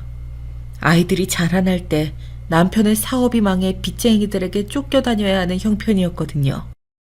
이사를 20번도 넘게 다녔는데 아이들에게 그 점이 어찌나 미안했는지 제대로 된 옷 한 벌 못 해주고 늘 작은 단칸방에서 다닥다닥 붙어 자야 하는 아이들의 모습을 볼 때면 절로 눈물이 흐르곤 했어요. 부모임에도 불구하고 부모 역할을 하지 못하는 제 모습이 너무나 비참했거든요. 미안해. 내가 부족한 남편이라 나도 어떻게든 해보려 하는데 잘 안 되네. 오늘도 수입이 그저 그러네. 사람들이 택시 이용도 잘 안 하고 아휴 노가다라도 해야 하나. 아니야 미안할 건 뭐 있어. 우리 이렇게 씩씩하게 살아가고 있음 그걸로 충분하지. 당신 기죽지 마. 나 그거 싫어. 어떻게든 우리 애들 먹여 살릴 수 있을 거야. 이번에 내가 식당에서 카운터 업무도 보게 돼서 월급을 좀 더 높게 받기로 사장님이 배려해 주셨어. 그거면 생활비 충당할 수 있을 거야. 가난이라는 풍파가 힘들긴 했지만 그럼에도 좋았던 건 우리 가족이 참으로 단란하고 씩씩하게 하루하루를 살아내려 했다는 거예요. 긍정의 힘이란 걸 저는 당시 믿고 있었어요. 남편도 당시 낮에는 택배 일을 하고 밤에는 택시기사 일까지 하며 겸업을 하고 있었는데 몸이 축나고 고될 텐데도 늘 미안한 기색만 보였죠. 저희를 고생시키는 게 다 자기 때문이라고요. 하지만 저는 남편이 그럴수록 행여나 더 미안해할까봐 잘 될 테니 걱정하지 마. 애들은 내가 책임질게 하며 의연하게 굴었어요. 딸들도 이런 부모의 모습을 보고 자라 그런지 자기들이 아낄 건 알아서 아끼고 투정 부리거나 떼쓰는 일도 한 번 없었어요. 흔히 그 나이 때 가지고 싶은 신발이나 가방 같은 게 있었을 텐데 한 번도 내색하지 않더라고요. 언젠가는 비 오는 날이었는데 집에 우산이 하나밖에 없었어요. 남편은 이미 출근했고 두 딸들이 학교에 가야 할 시간이어서 저는 아이들 교복을 다리고 있었지요. 그런데 나중에 보니 아무도 우산을 들고 가지 않은 거예요. 제가 쓰고 가라고. 저들은 비를 맞고 학교를 간 것이지요. 그때 우산에 얼굴을 묻고 얼마나 눈물을 글썽였는지 일하는 내내 눈물을 참느라 혼이 났답니다. 우산 하나 제대로 살 수 없는 집안의 형편을 결코 딸들에겐 되물림 되지 않게 하려고 더 악착같이 살아야겠다 생각했어요. 그렇게 열심히 살다 보니 어느새 저희 집도 빚을 갚고 드디어 해뜰 날이라는 게 찾아오는가 싶었답니다. 그때 저와 남편의 나이가 40대였는데 저와 남편은 자그마한 반찬 가게를 차리기로 결심했어요. 여기엔 딸들의 응원도 한몫했는데요. 엄마, 난 엄마 반찬이 진짜 맛있는 것 같아. 내가 엄마라서 얘기하는 게 아니라 정말 객관적으로 다른 집 반찬들 먹어봤을 때 엄마 솜씨 정도면 대박 날 것 같아. 맞아, 엄마. 언니 말대로 우리 반찬 가게 차려보면 안 돼? 마음은 굴뚝 같았지만 돈이 부족해 현실적으로 대출을 받아야 하나 많은 고민이 되었습니다. 그런데 이때 감사하게도 시댁의 도움을 받아 가게를 차릴 수 있게 되었답니다. 음식 솜씨 좋으니 열심히 해봐. 딴 생각 말고 어떻게 해야 가게 잘 굴러갈지만 생각해. 평소에도 성격이 호탕하셨던 시어머니께서 마침 가지고 계신 땅이 있다며 지금껏 도와주지 못했으니 잘 해보라며 소중한 돈을 내어주신 것이었죠. 하지만 되돌아보면 그때 반찬 가게를 차렸던 것, 그게 평생의 실수이자 오점이었던 것 같습니다. 그때부터 남편은 약간 변해가기 시작했어요. 저희 집 반찬 가게가 잘 되기 시작하면서 찾아주시는 손님들이 늘어나고 매출도 늘어나다 보니 생활에 여유가 생겼어요. 이젠 딸들에게 턱턱 용돈도 줄 수 있었고 이제 곧 대학에 들어가는 첫째 딸아이 등록금도 걱정 없겠다는 생각이 들더라고요. 하늘도 스스로를 돕는 자를 돕는다는 어느 어구가 머릿속을 스쳐가는데 그간의 힘들었던 세월이 보상받는 기분마저 들었답니다. 허나 말씀드렸다시피 이 행복에도 머지않아 구멍이 생기기 시작했어요. 여보, 오늘 시제 점검해보니까 안 맞던데. 당신이 현금 빼다 썼어? 어디에 썼는데? 그런 건 나한테 말을 해야지. 내가 그걸 어떻게 일일이 말해. 아까 부동산 아저씨가 잠깐 빌려달래서 빌려줬어. 아저씨가? 갑자기 왜? 아유, 그런 사연 일일이 다 알아서 뭐해. 어쨌든 빌려줬으니까 곧 받을 거야. 걱정 마. 그리고 넌 왜 그렇게 돈돈돈거리냐?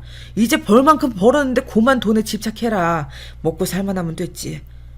당신, 내가 언제 돈에 집착했다 그래? 당연히 물어야 할 걸 물은 거지. 내가 그 정도도 못 물어봐?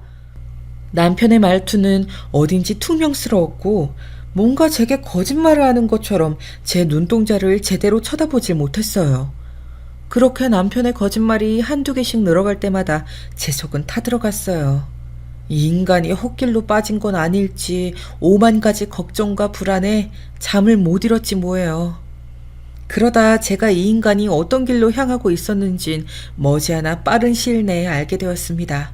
그것도 둘째 딸을 통해서 말이죠. 어느 날 둘째 딸이 학교에 갈 시간인데도 가지 않고 주저하며 제 앞에서 한참을 서성이더라고요. 엄마, 아빠가 인터넷으로 무슨 이상한 도박 같은 거 하는 것 같아. 저번에 아빠가 어떤 친구랑 하는 통화 내용을 들었는데 무슨 게임에도 돈 엄청 많이 쓴 것 같더라고. 교복 입은 딸의 입에서 나온 말은 그야말로 청천벽력이었습니다. 저는 곧장 남편이 있는 곳을 수소문에 달려갔어요. 남편이 있는 곳은 낡고 허름한 PC방이었죠. 반찬 가게에서 미리 재료를 준비하고 있어야 할 남편은 거기서 피식피식 웃으며 게임을 하고 있더군요. 이상한 헤드폰을 쓰고 소리까지 지르면서요. 심지어 그날은 단체 주문이 들어와 손님들과의 약속을 꼭 지켜야 하는 날이었습니다. 장사를 하는 데 있어 신뢰가 얼마나 중요한지 자영업자분들은 아실 겁니다. 저는 너무 화가 나 그 자리에서 고함을 질렀습니다. 당신 여기서 뭐 하는 거야? 여기가 가게야? 아깐 전화로 가게에서 오픈 준비하고 있다며? 지금 게임이나 하고 있는 거야? 선영이가 얘기해줬어. 당신 도박까지 한다며? 정말 미쳤어? 순간 제 고함에 PC방에 있던 사람들의 눈길이 순식간에 이쪽으로 쏠리더군요. 남편은 쪽팔렸는지 슬그머니 눈치를 보다 왜 왔냐며 대뜸 화부터 내더군요.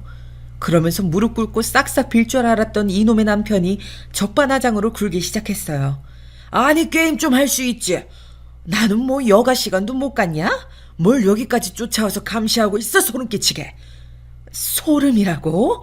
당신 지금 말 다 했어? 오늘 단체 주문 있는 날인 거 잊었어? 잘못한 건 당신이야. 아, 그거? 당신이 하면 되잖아. 아니, 못한다고 취소해. 취소한다고 굶어 죽어? 남편은 점점 도를 지나쳤고 저희 부부의 싸움은 더 심각한 감정 싸움이 되어갔습니다. 그날은 저도 너무 화가 나 가게 문도 닫고 한참을 씩씩거리다 남편이 들어올 때까지 기다렸는데 이놈의 남편이 12시가 넘어도 안 들어오더라고요. 새벽 2시가 되어서야 술 먹고 개가 되어 기어들어 왔더라고요. 그러면서 잔뜩 술에 취해 하는 말이 가관이었어요. 야, 왜 째려봐? 너 내가 말 안 하려 했는데 우리 집 돈 받아 가게 개업해 성공했으면 나한테도 감사하다 고맙다 해야지. 그런 말 한마디 못할 망정 어디서 눈 똑바로 뜨고 이래라 저래라냐? 우리 딸들아 나와봐라. 네 엄마가 나한테 고마움을 모른다. 뭐라고? 내가 언제 당신한테 고맙다고 안 했어.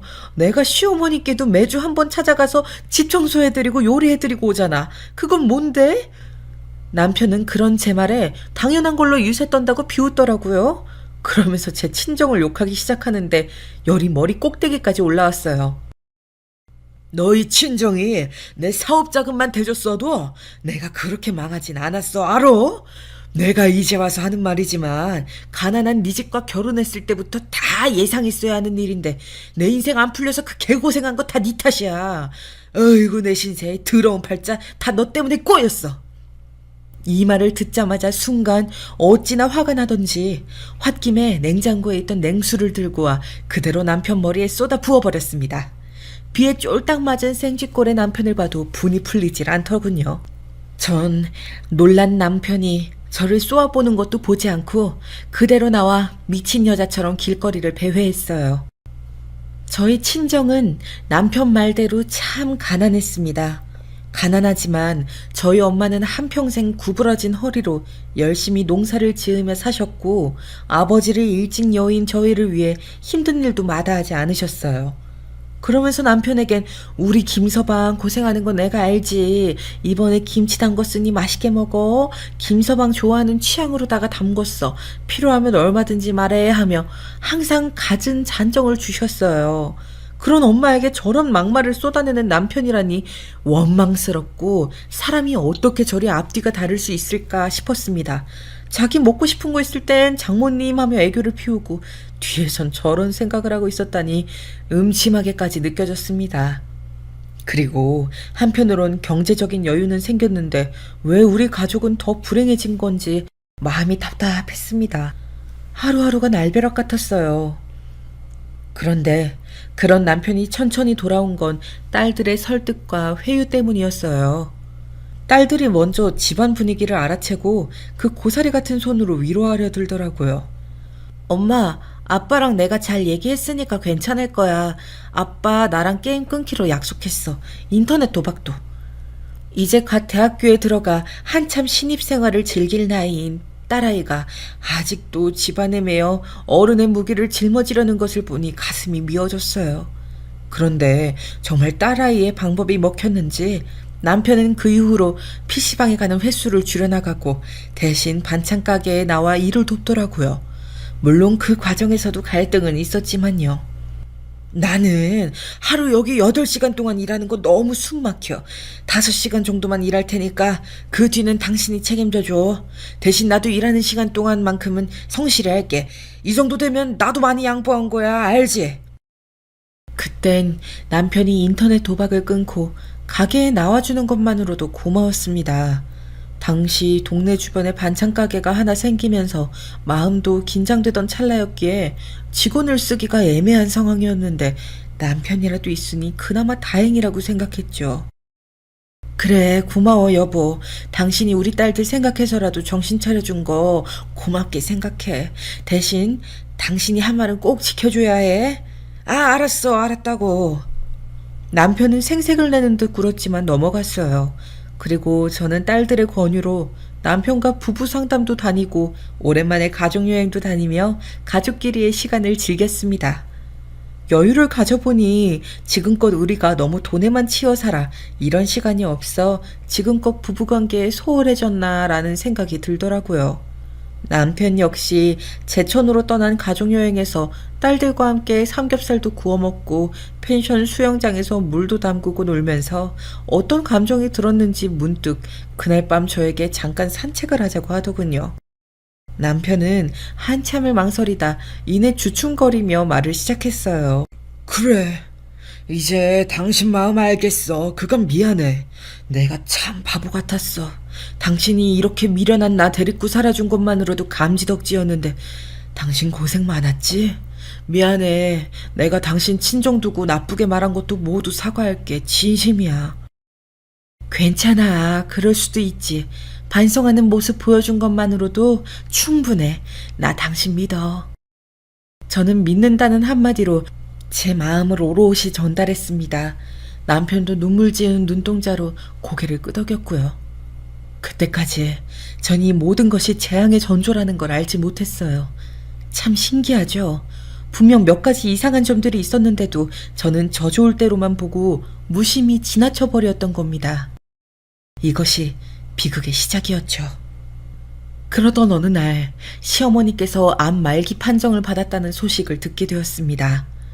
시어머니는 가게 자금을 빌려주셨을 때도 그랬지만 저희가 그 돈을 갚으려 할 때 기필코 받지 않으시겠다며 너희가 잘 사는 것만으로도 충분하다. 이 나이에 늙어 내가 그 돈을 못하여 구태여 받나.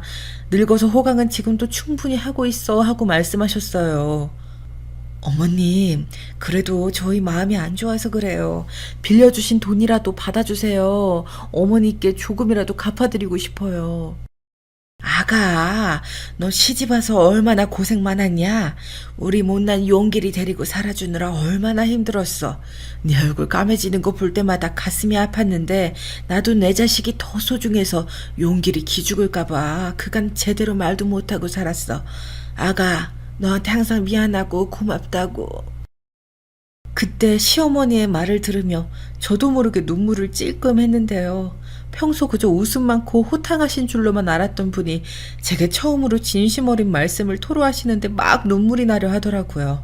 아무것도 없는 형편으로 시집왔다는 이유로 저를 천대하시는 시아버지와는 달리 시어머니께서는 항상 따뜻하게 저를 대해주셨는데 그 모습에서 친정엄마의 얼굴이 언뜻 엿보였습니다.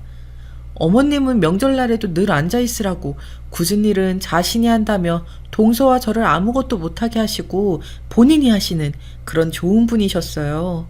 남들은 시집살이 한다고 눈물 쏙 빼고 있을 때 저는 시어머니의 사랑을 받으며 시집살이는커녕 야단 한 번 맞은 적이 없었죠.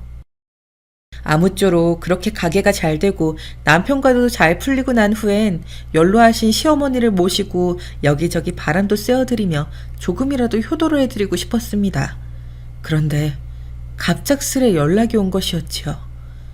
특유의 담담한 목소리로 말씀을 이어가시더라고요. 내가 손 쓸 수 없게 되었다고 하더라.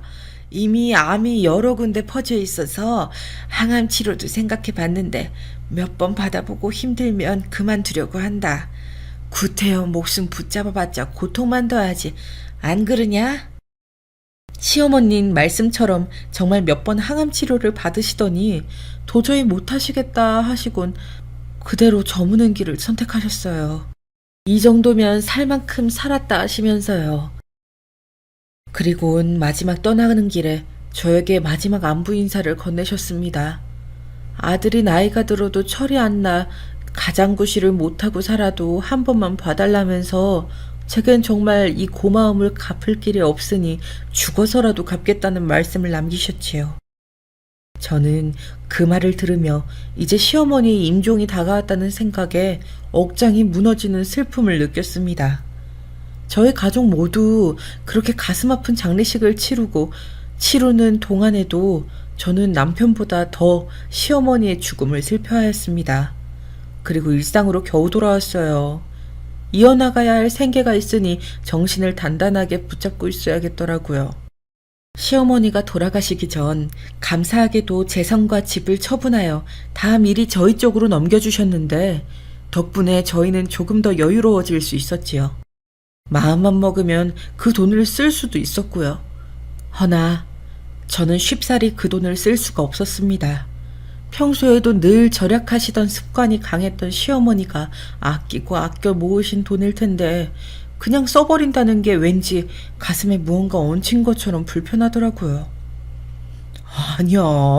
왜 그 돈을 그대로 묵혀놔? 돈도 묵혀놓으면 안 돼. 엄마도 이걸 원하실 거야. 우리가 잘 써주는 거. 그래서 남겨둔 거 아니겠어? 하지만 저와 달리 남편은 그 돈으로 PC방을 창업하길 원했습니다.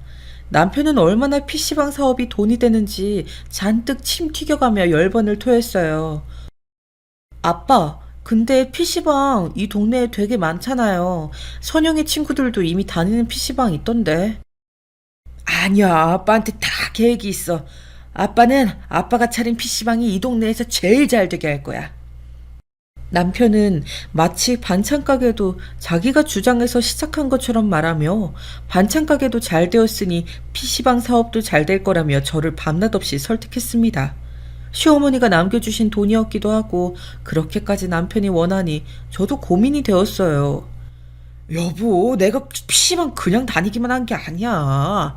손님 분석부터 시작해서 메뉴 분석, 상권 분석 얼마나 많이 했는지 몰라. 당신 나 못 믿어? 나 한 번만 믿어주라. 정말 잘할 수 있어. 이건 하기만 하면 대박이야. 남편의 자신만만한 태도가 불안하긴 했지만 자료까지 보여주며 하고 싶다는데 마지막 시어머니가 남긴 유언이 마음에 턱 걸렸습니다. 그래, 시어머니를 봐서라도 남편을 밀어주자. 그렇게 생각하곤 제 결심을 전달했습니다. 제 허락이 떨어지자 남편은 뛸 듯이 기뻐했고 반드시 성공시키겠다며 방방 뛰었어요. 그런데 어떻게 되었을까요? 네, 사업은 망했습니다. 그것도 처절하게 말입니다. 시어머니의 소중한 돈을 그냥 공중으로 날린 꼴이 되어버렸어요. 내가 일으킬 수 있어. 내가 할 수 있어. 엄마, 죄송해요. 남편은 매일 술에 절어 살았습니다. 술이 떡이 되도록 마시고도 모자라 매일같이 한풀이를 해대는데 저러다 알코올 중독, 우울증이라도 걸릴까봐 걱정이 될 정도였습니다. 생각 없이 일을 벌린 남편에게 화가 나지 않았던 건 아니에요. 하지만 무능한 남편이라 할지라도 방 한 구석에 쭈그려 앉아 울고 있으니 안쓰러운 마음도 가더라고요. 저는 그때 남편을 너무 나무라지도 탓하지도 않고 그저 해장국을 주며 마음을 달래주었어요. 괜찮아. 사람이 실수할 수도 있지. 다 그러고 살아. 실패 안 해본 사람이 어딨어. 당신 탓 아니니 너무 자책하지 마. 그럼 남편은 힘없이 고개를 끄덕이며 제가 해준 해장국이 제일 맛있다고 웅얼거리곤 했어요. 그러다 기적같이 또 남편에게도 재기의 기회가 찾아왔습니다. 남편의 남동생인 서방님이 하고 있던 사업이 크게 불어나면서 거기에 남편 역시 끼게 되었는데요. 서방님은 워낙 인품이 훌륭하신 분이라 남편을 도와주시는 것에 크게 내색도 하지 않으셨어요. 오히려 명절 선물을 꼬박꼬박 챙겨주시며 감사 인사를 하셨죠. 남편과 서방님의 함께하게 된 사업은 안마기기 사업이었는데 여기서 큰 돈을 만지게 되었답니다. 남편의 얼굴에 미소가 돌아오고 손에 우리 딸들의 선물이 들려오면서 그렇게 다시 저희 집에 평화가 찾아오는 것 같았어요. 남편은 딸들에게 처음으로 사랑한단 말들도 했는데 그게 그렇게 보기 좋더라고요. 이대로만 간다면 더 바랄 게 없었습니다. 물론 사업을 한다는 이유로 남편이 자신의 외모에 유별나게 신경을 쓰기 시작했는데 그 부분이 좀 의아하긴 했어요. 서방님은 전혀 그러지 않으셨거든요. 아니, 무슨 미팅 나가는데 나이 든 사람이 비비크림까지 바르면서 그렇게까지 해야 해? 요즘은 남자도 꾸미는 시대야. 높은 사람들 있는데 기죽을 수 없지. 여보, 저번에 샀던 명품 시계 어디다 놨지? 와이셔츠도 주름져 있네. 아, 이게 뭐야? 다시 다려줘. 여보, 나도 바쁜데 얼른 반찬 가게 나가봐야 해. 그냥 내주에 충실해주면 안 돼? 내 수입이면 반찬 가게 그거 안 해도 우린 먹고 살잖아. 그만두 거기. 남편은 까탈스러워졌어요. 그러면서 반찬 가게 그만두라고 성화했어요. 자기는 집안일에 충실하게 임해주는 여자가 좋다고 말이죠. 솔직히 오래 한 반찬 가게였기에 정도 들었지만 요즘 따라 몸 상태가 많이 아팠기에 갈등도 되었죠. 결국은 남편의 성화에 반찬 가게는 그만두고 남편의 수입만으로 살게 되었어요. 그때부터였을까요? 경제력을 남편에게 의지하며 저 자체도 남편이 까탈스러운 모습을 받아주게 되었는데 그 정도가 심해지더군요. 아, 반찬이 왜 이래? 반찬이 뭐가 어때서? 어제 먹었던 거잖아. 새로운 거죠. 아, 어제 먹었던 거 또 먹기 싫어. 이거 먹고 출근한 맛이 나겠냐? 어젠 잘만 먹어놓고서 왜 그래, 갑자기? 안 하던 반찬 투정에 심지어는 딸애가 뿌리는 향수를 보더니 자기도 하나 마련해야겠다면서 백화점에 가 명품 향수까지 샀지 뭐예요. 저도 딸들도 보면서 새삼 당황스럽고 어이없었습니다. 근데 정작 본인은 돈 번다고 그야말로 유세를 떨더라고요. 그래도 전 애써 저희 가족을 먹여 살리겠답시고 열심히 일하는 모습이 기특하다고 생각하려 했어요. 남편의 사치는 애교라고 여기면서요. 그러던 중 곧이어 청천벽력 같은 사건이 일어났습니다. 제가 재앙 속에 있다는 걸 알게 된 사건이 말이죠. 마트에 가기 위해 딸들과 함께 채비를 하고 있던 중이었어요. 저희 딸들은 항상 저와 함께 마트에 가서 이런저런 수다를 떠는 것을 좋아했기 때문에 동행한 길이었지요. 그날따라 차도 안 막히고 빠른 시간 안에 마트에 도착하였는데요. 이것저것 둘러보며 쇼핑카트에 무언가를 집어넣고 있던 와중 이상한 광경을 목격했어요. 바로 남편이 어떤 여자와 함께 걸어가는 장면이었는데 너무나 다정하고 익숙해 보였어요. 모르는 사람이 봤다면 두 사람이 부부라도 되는 것처럼 보이더라고요. 순간 저는 들고 있던 케첩을 그대로 바닥에 떨구어 버렸고 딸아이들이 그런 저를 보고 놀라 왜 그러나 물었지만 아무 대답도 못하였습니다. 내가 잘못 본 거겠지. 분명 그런 거겠지. 라고 생각하고 싶어도 옆모습이 분명 남편이었어요. 심지어 그날은 친구들과 1박 2일로 낚시를 간다고 나간 날이었어요. 1박 2일이란 말에도 아무런 의심 없이 조심히 다녀오라고 기분 전환하라며 보내주었는데 순간 속에서 열불이 나더라고요. 전 영문을 모르고 얼떨떨하게 서 있는 딸들을 먼저 집으로 보내었습니다. 그리고 조용히 그들이 나올 때까지 마트 문 앞을 지키고 서 있었어요. 잠시 후 두 사람이 노란색 장바구니를 들고 나오더라고요. 뭘 샀는지 장바구니엔 한가득 살림거리가 있었습니다. 심장이 쿵 떨어지는 것 같았지만 마음을 겨우 갈무리하고 그들 뒤를 멀리서 차를 타고 미행을 하기 시작했어요. 여자는 남편보다 어리고 차림이 요란해 보였습니다. 도대체 남편이 저 어린 여자와 뭘 하려는 건지 상상이 불어나자 견딜 수가 없었어요. 불길한 예감은 맞아 떨어졌어요. 이내 그들이 도착한 곳은 모텔이었습니다. 그 순간 전 일단 증거는 남겨놔야겠다 싶어 둘의 모습이 잘 나올 수 있게 사진을 한 장 찍었고 차에서 내려 곧바로 남편에게 다가가 뺨을 쳤습니다. 여보! 당신 미쳤어? 지금 대낮에 뭐 하는 거야? 애 아빠가 부끄럽지도 않아? 도대체 언제부터 바람핀 거야? 어머, 누구세요? 오빠, 이 사람 누구야? 야, 조용히 가만히 있어. 여보, 내가 다 설명할게. 그러니까 이 상황은 내가 중요한 분을 모시다가 그만. 얘가 먼저 들이댔어. 내가 아니고. 남편의 말엔 빈틈이 많았고 그 순간 전 이 사람 바람 피웠구나 하는 확신이 들었습니다. 여자의 옷차림은 영락없는 술집 여자였어요. 미팅한다는 핑계로 나가 밤 늦게 들어오더니 술 따르는 애랑 만나고 이런 데 돌아다녔다는 생각에 피가 거꾸로 쏟는 것 같았습니다. 딸들의 어린 눈망울들도 함께 아른거렸어요. 그런데 들려오는 다음 말은 눈을 더 돌게 만들더군요. 돌아가신 네 부모한테 부끄럽지도 내 딸들에게 부끄럽지 않아? 난 당신 같은 사람이랑 못 살아, 절대. 이혼 도장 준비해놔. 그리고 이보세요. 이 사람 애 아빠예요. 애 아빠인 거 알고도 천박하게 들이댄 거예요? 당신도 누군가의 딸일 거 아니에요. 아니, 아줌마. 우리 오빠가 아줌마랑 곧 이혼한댔어요. 그래서 오빠 만나온 건데요. 왜 참견하고 지랄인데? 나 떳떳해요? 뭐라고요? 당신 나랑 이혼한다고 그런 거짓말까지 했어? 정말 사람 참 뻔뻔하다. 어떻게 그런 말을. 야, 내가 언제 그런 말을 했냐? 저와 이혼한다는 거짓부렁이까지 늘여놓은 남편을 어떻게 용서할 수 있을까요? 차에 타며 전 운전대 위로 쓰러지고 말았어요. 말은 독하게 했지만 가슴은 깨져버린 신뢰로 아파왔습니다. 시어머니에게라도 전화를 걸고 싶었지만 돌아가신 시어머니에게 연락을 닿을 방도가 없었습니다. 대신 친정엄마에게 전화해 토로해버렸어요. 엄마, 나 어떡하면 좋아.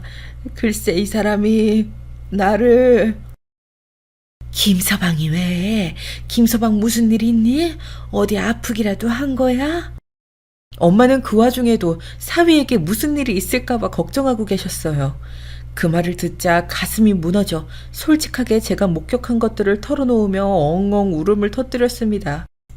친정엄마는 처음엔 크게 당황하셔서 말씀을 못 이으시더니 이내 지금 서울로 올라가겠다는 말만 남기시곤 전화를 끊으셨어요.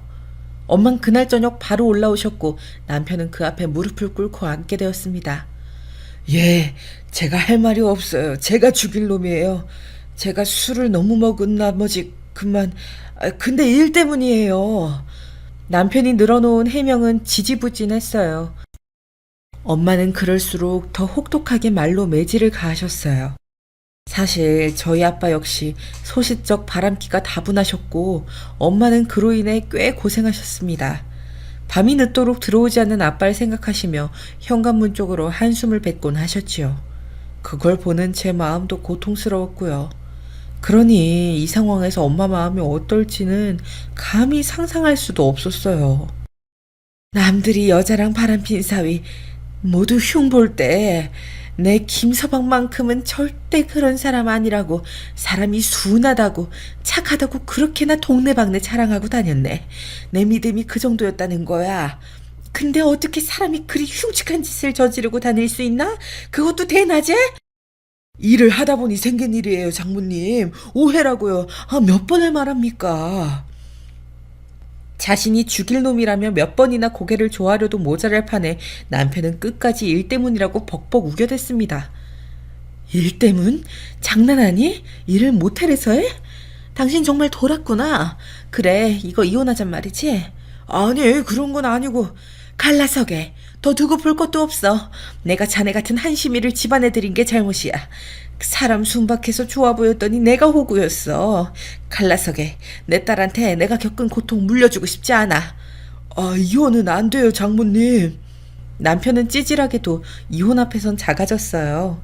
참 한심하더라고요. 첫째 딸은 아빠를 용서해주지 말라고 했어요. 아빠의 이중적인 면모에 질렸다며 고개를 흔들 정도였습니다.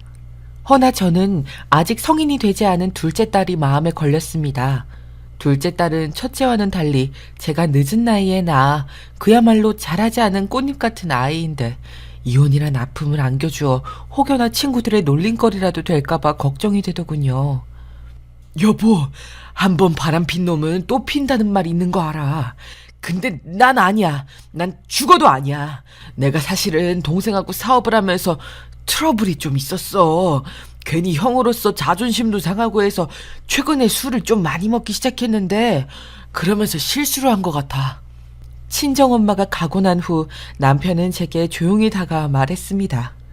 서방님과 사업을 하며 사업에 대한 의견이 달라 말다툼이 잦아졌고 그로 인해 이 자리를 박차고 나올까 생각도 여러 번 했다고 하더군요. 허나 그러기엔 돈이 걸리고 결국은 스트레스로 술을 먹다 어린 여자의 꼬드김에 넘어갔다고 하는 것이었어요. 물론 이건 남편의 변명일 뿐 제가 남편을 봐줘야 할 이유는 하나도 없었어요. 그러기에 전 둘째가 성인이 되는 날엔 무조건 이혼이라며 단단히 엄포를 놓았습니다. 기한을 설정하고 별거 상태에 들어갔습니다. 남편은 그 와중에도 계속해서 집 앞을 기울이며 한 번만 봐달라고 절대 이혼은 안 된다고 사정했고요. 그러던 어느 날 산책을 마치고 돌아오는데 집 앞에 구급차가 한 대 있더라고요. 무슨 일인지 몰라 두리번거리는데 딸들이 혼비백산한 얼굴로 아빠가 쓰러졌어 엄마 하고 울먹이더라고요. 일단 저도 너무 놀라 구급차를 같이 타고 쓰러진 남편과 함께 근처 병원으로 향하게 되었습니다. 실려가는 동안 구급차 대원을 통해 들으니 사정은 이러했어요. 남편이 술을 잔뜩 먹고 취해 무단횡단을 했고 그러다 그만 달려오는 차와 부딪혀 쓰러졌다는 것이었어요. 심하게 다친 건 아닌 것 같지만 검사가 필요한 상황이었어요. 남편은 실려가는 그 와중에 누구의 이름을 나지막이 부르더라고요. 미진. 제 이름이 아닌 다른 사람의 이름이었어요. 저는 그런 남편의 모습에 한숨이 뿜어져 나왔습니다. 남편은 검사 결과 아무 이상이 없었고 무사히 퇴원했어요. 하지만 남편이 밖에서 사고라도 치고 돌아다닐까봐 이대로 둘 수가 없더라고요. 결국 남편을 집안에 들이게 되었고 남편은 행복해하며 매일매일 꽃다발이니 간식거리이니 갖다 바쳤어요. 회사도 열심히 다녔고요. 둘째 딸은 이런 남편을 보며 엄마, 아빠도 반성하는 것 같으니 한 번쯤은 용서해줘도 되지 않을까 하고 말을 하더라고요. 둘째 딸은 저희의 이혼을 원하지 않는 것 같았습니다. 그런 둘째 딸의 모습에 저도 속으로 갈등이 되었습니다. 물론 저희 친정엄마는 완고하셨습니다. 남자의 바람기는 절대 한 번으로 잡히지 않는다고요. 골칫덩어리 남편 두면 평생이 괴롭다며 제게 이혼 결심할 것을 무르지 말라 하셨습니다. 그리고 엄마의 말씀은 참으로 현명했어요. 그 일이 일어난 악몽 같은 날은 저와 남편의 결혼기념일이었습니다. 남편과는 얼굴을 마주보고 싶은 마음도 별로 없었지만 둘째 딸이 도시락을 쌌더라고요. 저에게 이걸 들려주면서 엄마가 준비했다고 말하라 하더라고요. 엄마가 있다고 해야 돼. 알았지? 꼭. 간절하게 말하는 둘째 딸의 요구를 거절할 수가 없었습니다. 거기다 둘째 딸은 저희를 위해 작은 저녁 식사까지 준비했더군요. 용돈을 모아 식당을 예약했다면서요. 어쩔 수 없이 저는 불편한 마음을 한가득 안고 남편 회사로 향했습니다. 서방님도 오랜만에 뵙는 것이기에 서방님과 회사 직원들의 간식거리까지 함께 준비해갔어요. 그때까지도 전 전혀 무슨 일이 일어날 줄 몰랐죠. 그런데 남편 회사 근처에 어린 여자아이가 엉엉 울고 있는 게 눈에 밟혔습니다. 나이는 7살 정도 되어 보였는데 너무 서럽게 울고 있더라고요.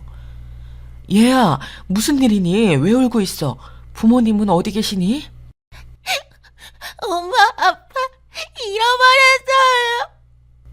아이고 저런. 아줌마가 찾아줄게. 여기 핸드폰 있는데 전화 걸어볼까? 그러자 아이는 전화번호를 모른다며 고개를 저었어요. 그러더니 갑자기 자기 주머니에서 주섬주섬 무슨 사진을 꺼내더라고요. 스티커 사진이었는데 아빠와 함께 찍은 사진이라며 찾아달라 하는데 보자마자 전 하늘이 무너지는 충격을 받았습니다. 스티커 사진 속엔 다름 아닌 제 남편이 있었기 때문이에요. 처음엔 믿기지 않아 몇 번이고 그 스티커 사진을 쳐다봤지만 분명 남편이 확실했습니다. 전 아이를 데리고 이 사람이 정말 아빠가 맞느냐 물었어요. 우리 아빠 맞아요. 우리 아빠 좀 찾아주세요. 아이의 나이가 6에서 7살 즈음이라면 이미 그전부터 바람이 시작되었다는 건데 생각할수록 몸에 소름이 돋았습니다. 저는 곧장 아이의 손을 붙들고 남편의 회사로 쳐들어갔습니다. 들어가자마자 남편이 어떤 여직원과 시시덕거리며 농담 따먹기 같은 대화를 하고 있는 게 보이더라고요. 저는 곧장 손에 들려있는 간식거리들, 핫도그며 콜라며 전부 남편에게 내팽겨 집어 던졌습니다. 당신, 이게 무슨 짓이야? 회사에서 이게 무슨 교양머리 없는... 하지만 뒤이어 등장한 아이의 존재에 남편의 얼굴도 얼어붙고 말았죠. 아빠, 아줌마가 아빠 찾아줬어. 아빠, 내가 미안해. 키즈 카페가 너무 지루해서 나와버렸는데 길을 잃어버렸어. 날 두고 애를 키워왔어? 당신 두 집 살림한 거야? 애 엄마 누구야? 누구냐고? 남편은 저보고 제발 나가서 얘기하자고 사정했지만 멈추지 않았어요. 직원들 보는 앞에서 남편이 한 짓이 더 만천하에 드러나 스스로도 쪽팔리길 바랬죠. 남편은 아무 말도 못하고 얼굴은 음식물 범벅이 되어 고개를 푹 떨구고 있었습니다. 아마 그때까지도 전 미약하게나마 마음 한구석엔 이건 아닐 거야 설마 하는 마음이 있었던 것 같아요. 그런데 곧장 튀어나온 애엄마의 존재에 저는 다시금 처절한 현실 속으로 걸어 들어가게 되었습니다. 어머, 우리 딸 왜 여기 있어? 그 여직원은 무슨 상황인지 모르고 사무실에 막 들어오던 참에 자기 딸을 보고 놀란 듯 했습니다. 근데 여직원을 다시 보니 잠시 스치듯 본 사이더라고요. 그러니까 남편이 서방님네 회사에 처음 들어갔을 즈음이었어요. 이쁘장하게 생긴 사람이 차분하기까지 해 내심 좋은 사람 같다고 생각했는데 얼마나 스스로 멍청하게 느껴지던지요. 엄마, 아빠, 둘 다 여기 있었네. 찾았다. 여직원과 남편을 동시에 엄마, 아빠라고 부르며 끌어안는 아이의 행동에 사무실 직원들의 얼굴엔 경악이 쏟아져 나왔고 지켜보던 서방님 역시 말을 잇지 못했습니다. 저는 당장 상간녀 자리로 갔어요. 거기엔 길 잃은 아이의 사진이 덕지덕지 붙어 있었고 사진 위엔 미진이 하트 정이 글자가 적혀 있었어요. 미진이는 남편이 구급차에 탄 뒤 부른 이름이었죠. 왜 남의 자리를 봐요? 아, 이제야 확인하려고요? 근데 상간녀의 태도가 참 뻔뻔했습니다. 여직원은 마치 제가 왜 여길 왔는지 아는 듯 했습니다. 그 순간 도저히 참을 수 없어 여직원에게 다가가 뺨세례를 퍼부어요. 놀란 여직원이 바닥으로 쓰러지자 남편은 여직원에게 다가가 괜찮냐며 제가 아닌 상간녀를 두둔하더군요. 저는 두 것들 다 가만두지 않겠다는 각오로 그 자리에서 쏜살같이 빠져나왔어요. 그리고 흥신소를 통해 자세히 조사해보니 더 충격적인 사실들을 알게 되었습니다. 그 여직원과 만난 건 이미 지금으로부터 10년 전 남편이 낚시 동호회를 갔다 알게 된 사이였고 그 인연이 쭉 이어져와 지금 이 회사에 남편이 취직까지 시켜주었더군요. 대단한 사랑이었어요. 다만 서방님은 이 사실을 까마득히 모르고 있었던 모양입니다. 형수님, 정말 죄송해요. 제가 이 사실을 알았다면 절대 그 여직원을 뽑지 않았을 텐데 형이 그런 파렴치한 짓을 저질렀을 줄은 정말 면목이 없습니다. 아니에요. 이게 어디 서방님 잘못인가요? 대신 그 사람과 관계는 끊어주실 수 있죠. 서방님은 제 말에 100배 사죄를 할 기세로 여직원은 해고 조치했고 남편과도 관계를 끊겠다고 했습니다. 아무래도 사이가 좋지 않았던 형제 사이였는데 이런 일까지 벌였으니 더 이상 관계를 유지하고 싶지 않다고 하면서 말이죠. 그 점이 그나마 불행 중 다행으로 다가온 일이었어요. 그런데 남편과 무려 10년간 미래의 시간을 가져온 상간녀는 철면피를 뒤집어 쓴 듯 했습니다. 저한테 그런 뺨살이를 당하고도 만나자고 연락이 왔더라고요. 카페에 나갔더니 다리를 꼬고 앉아선 그러더군요. 물론 아내분 입장에선 제가 좀 나쁜 사람처럼 보이겠지만 저희 이미 부부 사이로 지내온 지는 오래되었어요. 너무 질투하지 말아주세요. 그리고 이제 좀 빠져주시면 더 감사하겠고요. 저만 없으면 완벽하다며 비웃는 상간녀를 보니 우습더라고요. 저는 그 자리에서 말은 필요 없다는 생각이 들어 곧장 사진 한 장을 보여주었죠.